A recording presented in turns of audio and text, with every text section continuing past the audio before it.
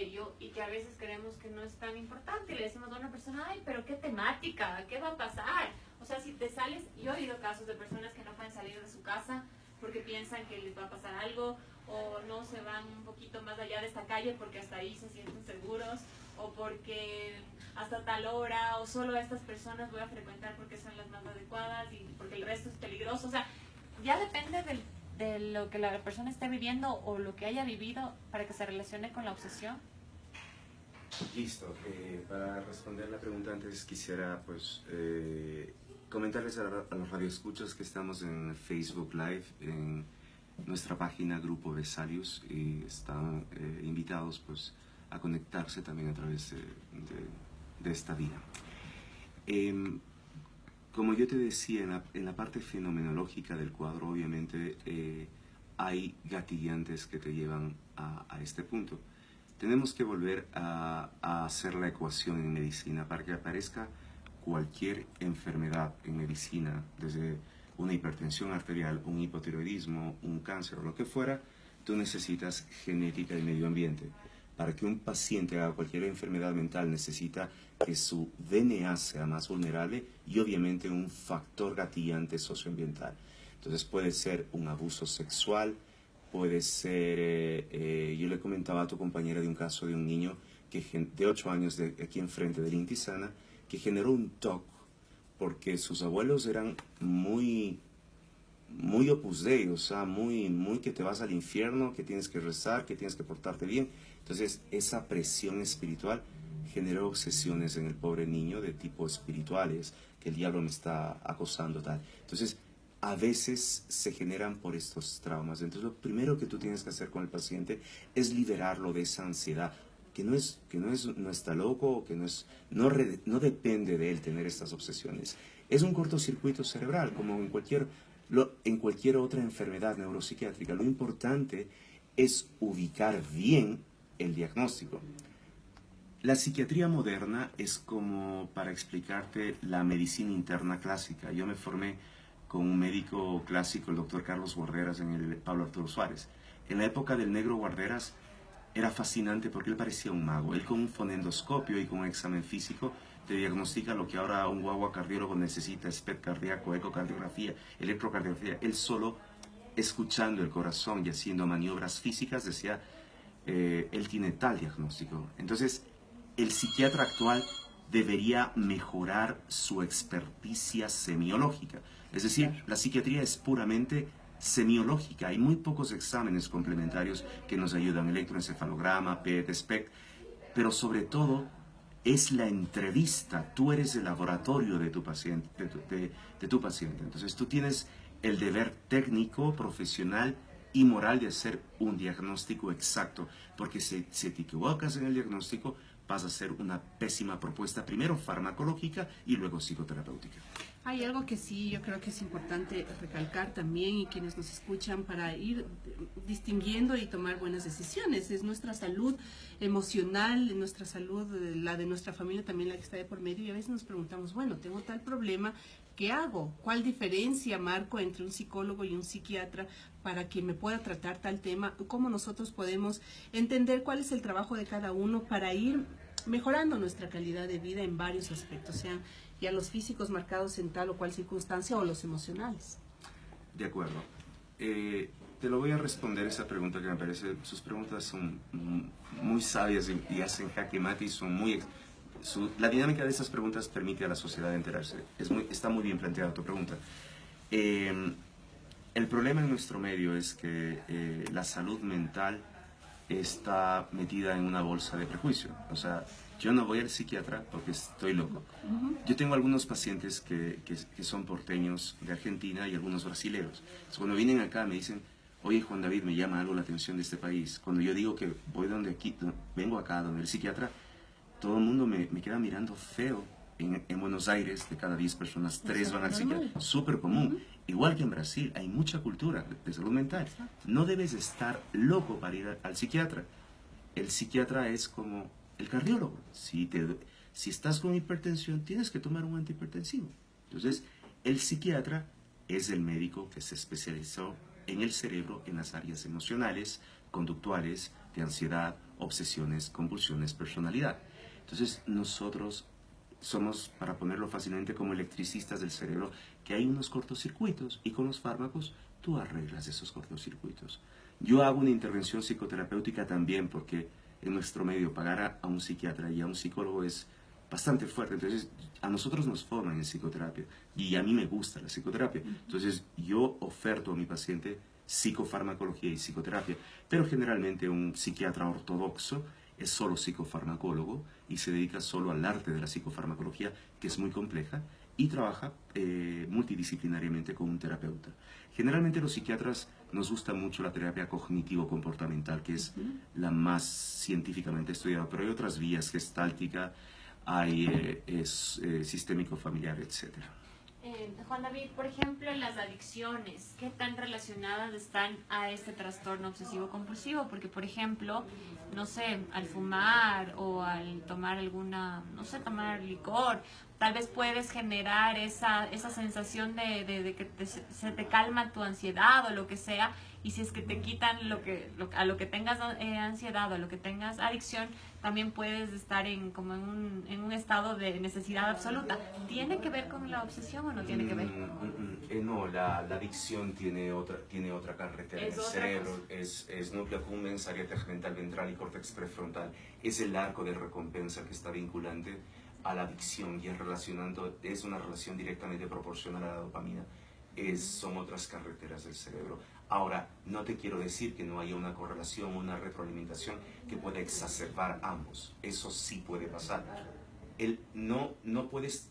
Uno de los defectos también al principio, cuando tú eres un tipo tan estructurado con un manual diagnóstico como el DSM, es que piensas que el DSM es el alfa y el omega.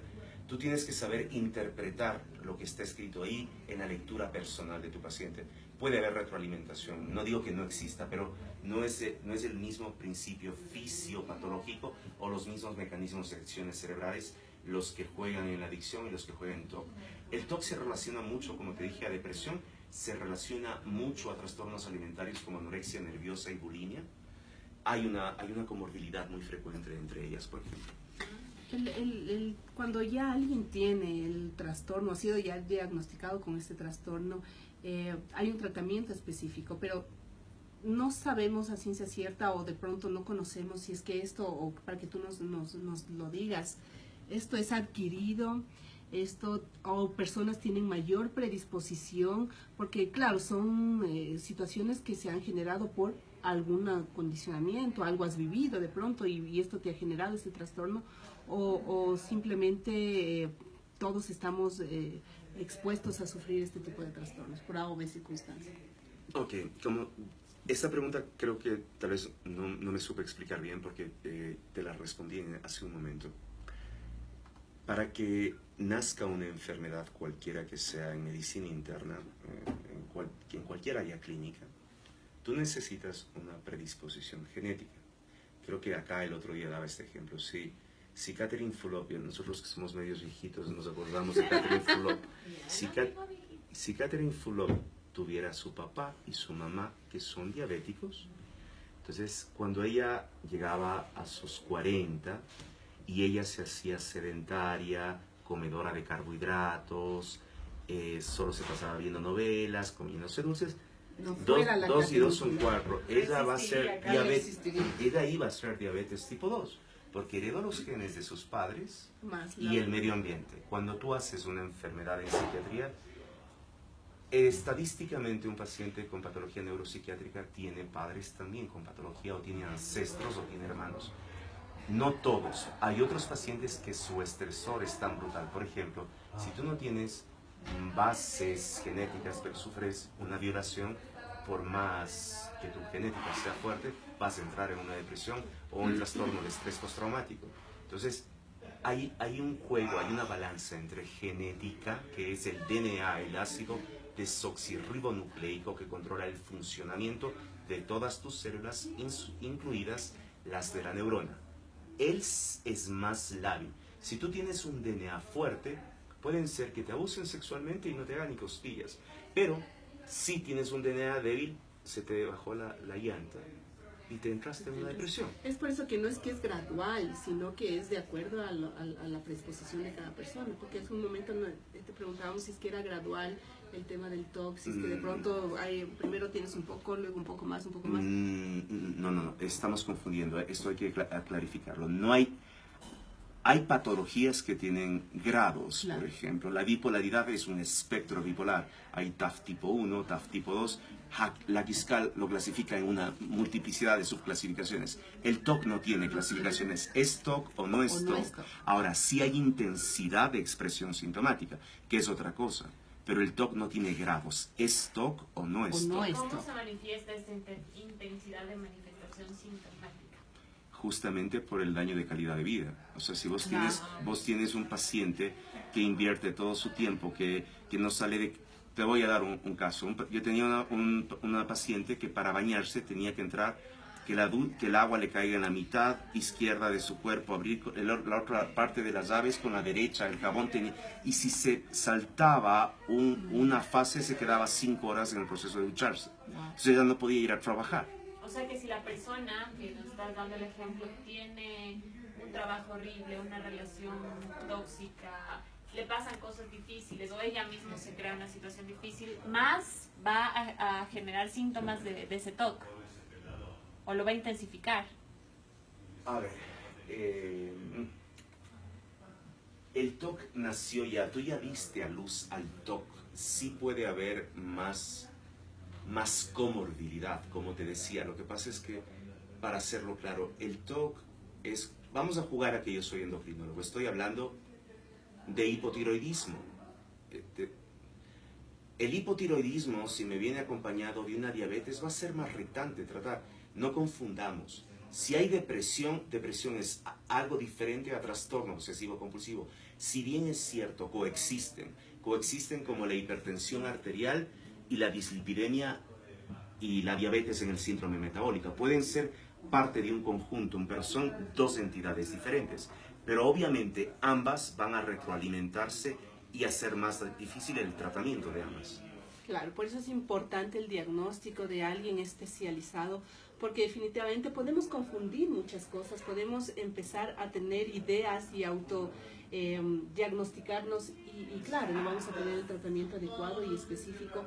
Y es básico ir donde un especialista. Ahora, y muchas veces hemos conversado que sí, que hacerte algún tipo de terapia, sea psiquiátrica o sea psicológica, volvemos y repetimos, no es que estés loco, es necesario por tu salud emocional, por la salud emocional de tu familia.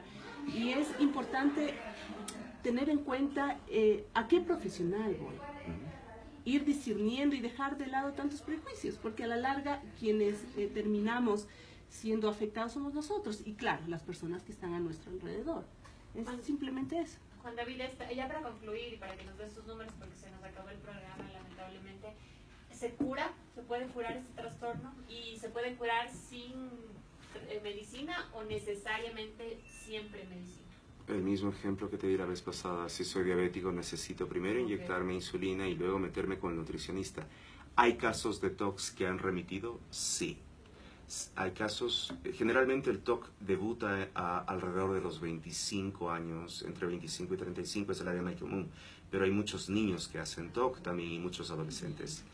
Si yo trato adecuadamente en una fase, como te dije, mínima de 1 año farmacológicamente y refuerzo con una intervención psicoterapéutica para que el paciente entienda que no es su culpa tener estos pensamientos, que se libere de esa culpa, que entienda que hay un cortocircuito en su cerebro, el tratamiento te va a curar.